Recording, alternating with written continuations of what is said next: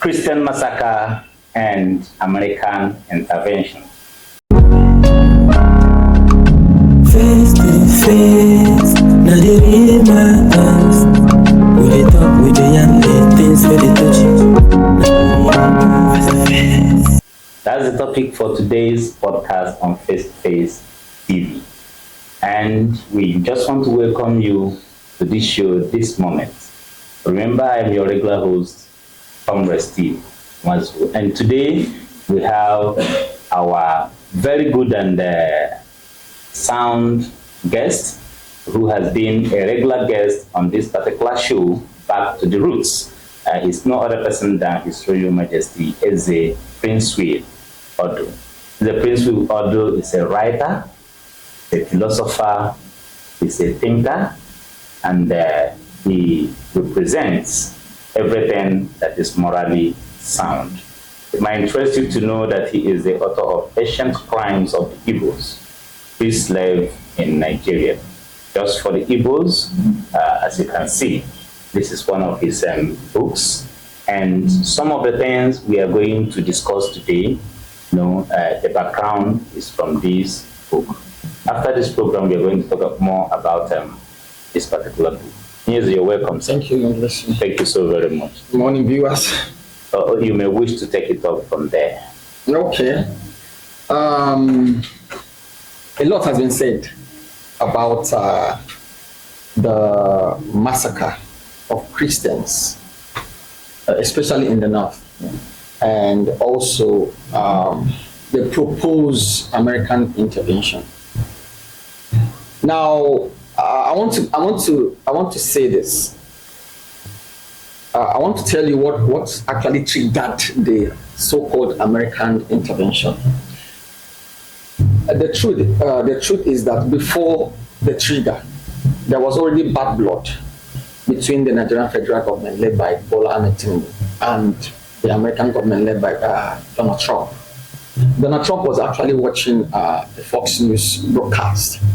And then in that broadcast, he saw a documentary about the killings in the north, killings of Christians by the radical Islamists in the north. Yeah. And then that triggered his emotion.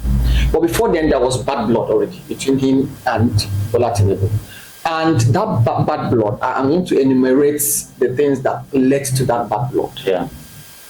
Firstly, early this year, Trump, set up eyes in US.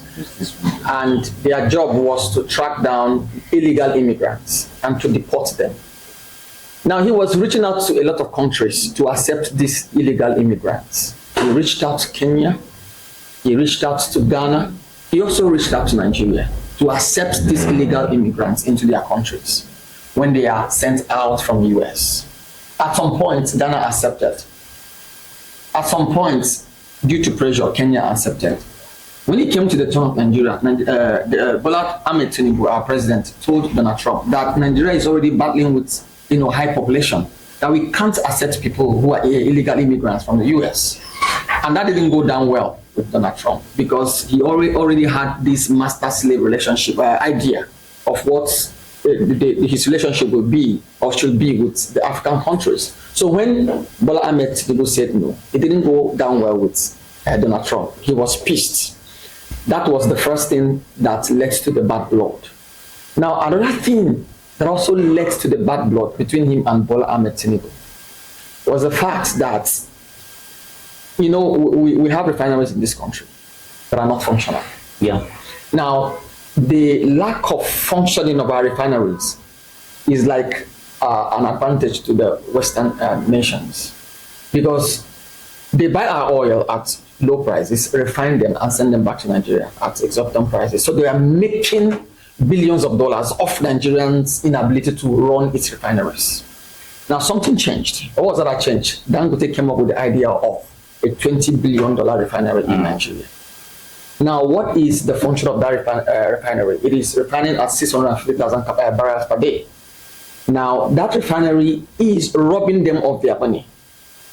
Instead of buying our crude oil at cheaper rate and refine them and send them to us, we are now refining in Nigeria, cutting off the revenue that should be going to the Western countries that run refineries for us.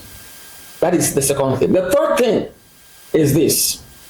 At a point, the American government always wanted Nigeria to kowtow to them at the UN. They want whatever resolution they come up with at the UN, Nigeria will just, follow them and just vote for them. When it came to the resolution against Russia for invading Ukraine, Nigerian government abstained in the votes, and it didn't go down well with the West, more especially Donald Trump. So the bad blood was building. Finally, something else happened. Remember, most of the arms we use in Africa are produced by the Western nations, and we buy them from them. Most of those weapons we buy come with conditions. Before they sell weapons to us, they will say, okay, this social company will come to Nigeria, you have to allow them to operate. Whenever we have a resolution at the UN, you have to support us. Do you understand? So now, these arms that come with stringent conditions was no longer okay for Nigeria. Nigeria decided this year to start producing weapons here in Nigeria. Today, I can tell you Nigeria is producing ammunitions. They are also producing armored vehicles. They are also producing rifles, assault rifles. Finally, Nigeria is producing attack drones. And that is a risk to the West. Why? Because there's about $20 billion markets in Africa for arms alone. And if Nigeria is now going into independence, in the real sense, in terms of military production, yes, it is cutting off the revenue of the Western countries. Now, it's also setting a bad precedent for them, because other countries may say, oh, if Nigeria can do this, we can also do that. As a matter of fact, other countries in Africa are now looking to buy our own military hardware, which is cutting off their supply. And that is not going well with Donald Trump. Finally, something has happened. You know that international trade is done with dollar. Yeah, of course. The Nigerian government decided that they will be accepting, they will be doing transactions in other currencies besides the dollar. Yeah. And that is not good for the United Nations. So when Donald Trump saw that Fox News and saw the killing, he said yes, because of that bad blood. He said yes, it is not a reason for us to intervene in Nigeria. So that is what triggered. That was why he tweeted. He tweeted. That was what triggered the tweet. You know, that tweet that trended 3 days before he now made, comments on that. He first tweeted. Yes, yeah. That was what led to the outburst, because there was already bad blood. Yes. Okay. I think your points are very, very on point if we look at it, because definitely I know our people used to say that there is no smoke without fire. You understand? And on the superficial, so people may be seeing a whole, things from the point that it is only a thinker who will come from the perspective where you're coming from. But I beg to, ask some questions concerning this properly, because I was going through a particular documentary, and I found out that yes, truly, US is the world power. Okay, and being the world power doesn't mean that they can invent, or intervene in a sovereign nation like that and take over, just like the fear of people like that. You understand? But there are certain things of influence and control of certain things, as maybe when it comes to rights of the people, US can wage in with their influence. If you have made mention of the power, the security, the control of ammunition and all that. So when they think that maybe it is being misused in a particular region, they can wage in. And they don't have, there are some other nations that have that veto power. Yeah. You understand? Just like you mentioned, when there are about 5 nations like that, if the UN has taken any decision or anything is being voted there, if any of these member countries that have the veto power disagrees, it will be turned down. Yes. You understand? Just like France, Russia, and I think the United Kingdom as well, even China. Okay. Now, in this case, it is only where there is genocide that they can now start thinking of the invasion that probably is the fear of everybody today. Now, my question is, in the true sense, is there genocide in Nigeria? Okay. Now, when you talk about genocide, you talk about ethnic cleansing of the people. Let me tell you what's actually happening in Nigeria. In as much as I am of the Igbo extraction, and I know that the brunt of the insecurity that is happening in Nigeria, we are disadvantaged. We bear the brunt of it. But I also have to be factual. I have to be non-sentimental in my analysis. What is happening in Nigeria? Do we call it a genocide? But okay, let me tell you what's happening. Since 2009, we had this advent of Boko Haram. That is where it started. Now, Boko Haram is an extremist Islamist organization that killed both Christians and Muslims alike. They were not selecting Christians. Muslims were victims of Boko Haram. Christians were victims of Boko Haram. Even the Nigerian army has been victims of Boko Haram. You've seen clips of videos where camps of Nigerian armies were sacked by Boko Haram bandits. After the Boko Haram, you have ISWAP in Nigeria. Currently, we have the Lukarawa that are operating in Sokoto State and Kebbi. These are extreme Islamists. The truth is that even the northern Muslims, those in the north who are Muslims, are also victims of this terrorist organization, just as the Christians are. Even though the attack is more pronounced on Christians because they are extreme Muslims. I once had a security meeting with the area command some years ago when Boko Haram was at its peak. And then he told us that when he went home, that he had meetings with Boko Haram officials. And when he came to prayer, that the Boko Haram officials refused to pray with them. Why? Because they saw these ones as moderate Muslims, while they are extreme Muslims. So they could not pray together with them. They have to separate themselves and pray differently. So you see that even the Muslims are also victims of what is happening. So if you call it a genocide, if you say people are being killed, I'll say yes. But if you say it's genocide, genocide means ethnic cleansing. It has not come to the point of genocide. I wouldn't call it genocide, but I would say we have insecurity problem, which is affecting both the Muslims and is also affecting the Christians, who are also bearing the brunt of the problem. So, in your blunt answer, there is no genocide in Nigeria. It is not yet at the level of a genocide. Okay, but I think from the intelligence gathering, there are some obvious proofs, even videos, okay, that confirms that there are genocide in Nigeria. But I wouldn't know, because some of these things we are just making some speculations. We don't know the indices. We don't know the how these things will always be. What will I say? The measure. Are you getting me? But from the undertone you have given, it might be attributed, because when somebody is interested in something, he can always lay hand on a particular point and use it to come in. But I pray. So generally, do you think that America's intervention in Nigeria will bring a stop to this insecurity? Because we have hacked the whole killings insecurity. Yes. Do you think it's going to put a stop to insecurity? The question is America actually interested in stopping the insecurity in Nigeria? That's the question you should ask. Are they genuinely interested? If you ask me if they are genuinely interested, before I answer that question, I will ask certain questions. Did America just wake up to discover that there's insecurity in Nigeria? The answer is no. We've been battling with insecurity since 2009 when Boko Haram came. We've been shouting about how even the military has been decimating Igbo people. America is aware. Let me also tell you that even one popular Hollywood movie star, Bruce Willis, did Tears in the Sun, which brought to fore the plight of the Igbo people in Nigeria. The world knows what is happening. We've been shouting. The Chibok Girls was an international saga. Yes. All right? They know. They always know.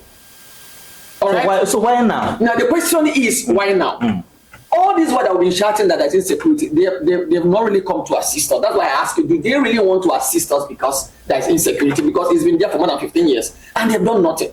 Now, the same America that wants to come and assist you is the same America that refused to sell arms to us when Goodluck Jonathan was in power, and he begged them to sell weapons to us so that we can fight Boko Haram. There are proofs to that. He refused. They refused. When Buhari came to power, he went begging them, say, sell weapons so that we can fight Boko Haram. They refused. Why did they refuse? Why didn't they show interest then? They didn't show interest because they were not really interested in helping us. They are only interested in their own self, in their own welfare, not in the interest of Nigeria. Now, believe me, from my own perspective, I think that Nigeria to them is just a company that benefits them. And as long as this company is bringing profit, they are okay with whatever is happening here. Now that what is happening is not favoring the West, they suddenly remember that Nigeria is having insecurity problem. So the question is, do they really want to know? They don't really. Trump, I can beat my chest and tell you that Trump does not have an honest intention of actually coming to Nigeria to help us with that insecurity problem. What is he looking for? He just wants to bully the federal government into coming to negotiate with him. That is my take. He wants to bully us into coming to negotiate with him to say, okay, these are the conditions I'm giving you, abide by them, and I'll stop calling you a disgraceful nation. And so if those conditions are favorable to him, he will just calm down, because they are not actually interested in that, in the killings. Because if they had been interested in the killing, they would have assisted us since 2009. So the problem now is that company called Nigeria is now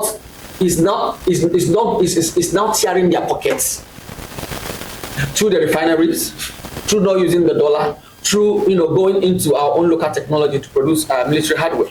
These things are siphoning, is a threat to them. It's a threat to their economy. And so they feel threatened. The unity of Nigeria is now threatening their economy.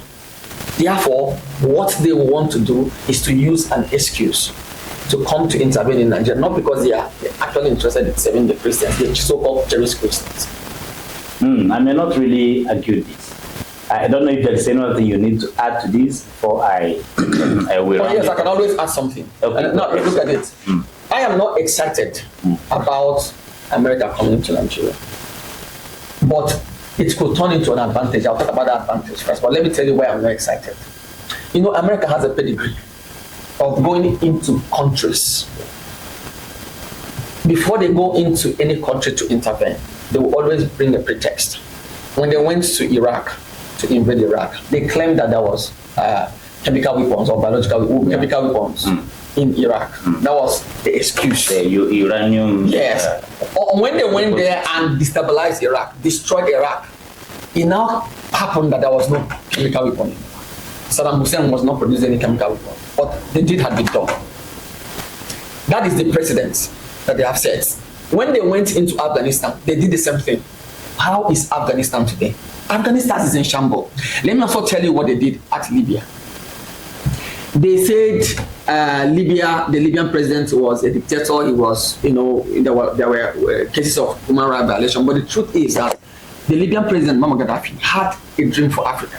He wanted to set up an African currency that was backed by dollar. That was backed by gold. That would have threatened the strength of the US dollar. So when they saw that this program that this man had would threaten the economy, they decided to, tax something. So sorry, are you still saying that they may not really be happy with what Burkina Faso president? They are not happy, of course. France has been sacked in Burkina Faso. There has been more than 22 attempts at his life. So they're not happy. So Ibrahim Traoré is maybe in the black list of. I am telling you that more than 22 attempts have been made on his life by the French government. Wow. Because half of the wealth of the Sahel nations is usually held in Paris, and Paris control their currency. And now this guy said, no, we don't want that again. They want to kill him. So now the same thing is happening in Nigeria. Bola Ahmed Tinubu is not dancing to the tune of the West. And so they want to make sure that they blacklist him. They want to make sure they get an excuse to destabilize Nigeria. And where would that be a profit to us, who are the Igbos, who are asking for self-determination? If America carries out its threats to destabilize Nigeria, I say destabilize. Why? Because they can't go to UN and get a resolution to come into Nigeria. It's not going to happen. Why? China will not accept that because France and Russia. China is enjoying. Let me tell you, China is mining minerals. Well, you really said it. Yes, it's just all about interest. Their own interest. Are you getting me? Russia will say no, so they won't get a UN resolution. Let me tell you, it's just like where you have a child and okay, this book now. Yes. Both of us are just dragging it. Yes. And this people is also putting hand here and they're dragging. It's just so I agree with what you're saying because all these countries with their vetoes, all of them have interest. Yes. Yeah. Especially China and this US. Yes. Are you getting me? Britain. Majorly, yes. And Britain. So they really have their interest. Yes. Here. When it comes to anything that will take over maybe completely military invasion of Nigeria, the other people will not agree. Yes. They won't. Well, once it's coming through the UN, it's not going to fly. Yeah. So what option do they have? If they actually want to make sure that they deal with Nigeria, what option do they have? Let me tell you the option that they have, which has always been the Western playbook. They know that there are factions in Nigeria. The Igbos are agitating for Biafra. The Oduduwas are there, the Northerners are there. They are going to come now and support through their CIA. They'll come and sponsor one region. They'll come and support the other region against the other region. That is where it may go well for us who are agitating for self-determination. And that is what I pray will happen. Yes, I pray that if they are going to intervene, they will do it in such a way that they will support our agitation because we are tired. We've been crying. We've been shouting about marginalization. We've been shouting about wanton killings of our people because they say they want self-determination. So that is what I envisage might happen. But if you think you're going to see another Trump coming with an army and then start shooting, doing this, that, they may not. But they might work, in a clandestine way to foster a kind of regime change if that's possible, or disintegrate Nigeria, because currently Nigeria is not giving them money. There may not be obvious bombing. No, there may not be obvious shooting, because we are just saying these things to down tension. The backlash will be too much. So, yes, because so many people, when they hear that, they don't really, reason it very, very well. It takes the intelligence of a thinker like our guest today to break these things down to you. So some of the things they may do is just to blacklist some of our leaders. Are you getting me? Just like they are profiling them and trying to sanction them. So they are going to act in a very clandestine way to make sure that they give us that impact. It might even get to you and I, who are nobodies. You understand? So that's just the truth of the matter. So what we are saying is just the true position. You need to get this information and digest it. Also make your researches and add your own opinion to what we are saying. American intervention in Nigeria may not be to the best interest of Nigerians. That is exactly what we are saying. So I think we are almost done. Do your final words on this. Okay, like I said, I want to say that one of the reasons I don't believe America will just come blazing into Nigeria is because of the diplomatic backlash. Nigeria has reached out to AU, African Union, over the threat of Donald Trump. Nigeria has a lot of partners, trading partners, military partners, okay? Diplomatic partners. And let me tell you, the Nigerian government is reaching out to these people. The Chinese government that has interest in Nigeria has already spoken and warned US Donald Trump not to attempt invading Nigeria. The Russian government has also spoken, okay? So if America comes in gun blazing, the diplomatic fallout will not be okay. And I don't see the American Congress, I don't even see the American Congress giving permission to come into Nigeria to invade Nigeria or to put boots on the ground. Who is going to pay for that? Who is going to, finance that? So they are going to work in a clandestine way. That is what I think, to make sure that they create a kind of disharmony in Nigeria. All right, thank you so very much, ladies and gentlemen. You may wish to add your opinion to this. If you have a contrary opinion, just add the opinion and bring a very strong backup. Thank you so very much, and God bless you.